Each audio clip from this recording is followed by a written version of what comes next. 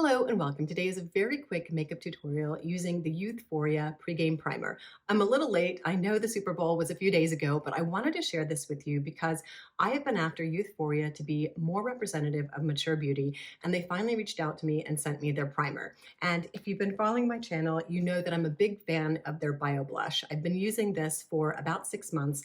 I love this for a quick lip and cheek.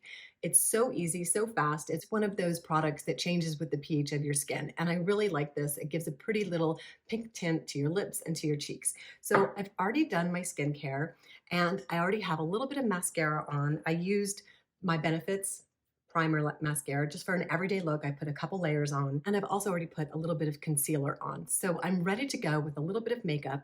I'm going to use the Best Skin Ever by Sephora and use the primer that I was just sent by Euphoria. This is their pregame primer. Usually I use the Laura Mercier hydrating primer, which I really enjoy, but this is my first try with this. This is the first impression. So I'm gonna do a few pumps. Gotta prime the primer, and it has a slight tint to it.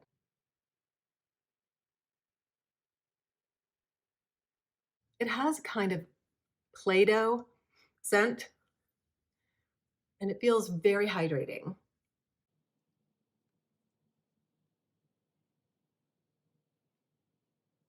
So this is a fairly thick primer, and I have to say you don't get very much in this tube. I use 2 pumps for my full face, and then I'm gonna come in with the Best Skin Ever by Sephora with just a light little coverage, about 1 pump for an everyday look. Then I'll use the Bio Blush for my lip and cheek, and I'm out the door for my day. I have to run some errands, and I also have my yearly physical. Every February is my yearly physical. So I'm heading out the door. Like I said, just an everyday makeup look. I love using a primer that has this density of hydration. I almost could have used the primer alone. I'm not sure I needed a foundation, but this is turning out really nicely. Very hydrating, super glowy. All right, a little Bio Blush on my lips. And a few dots. Goes a long way. So 2 dots, as you can see, it changes with the pH of my skin. And another trick for this is to use a Q-tip. So your Bio Blush doesn't already change color in the container, but I'm past that. And I just tap this in for a quick daytime look, and I'm ready to go. I also want to share with you another tip that I discovered using this primer that is perfect for mature skin. You can actually make your own skin tint with 1 pump of the primer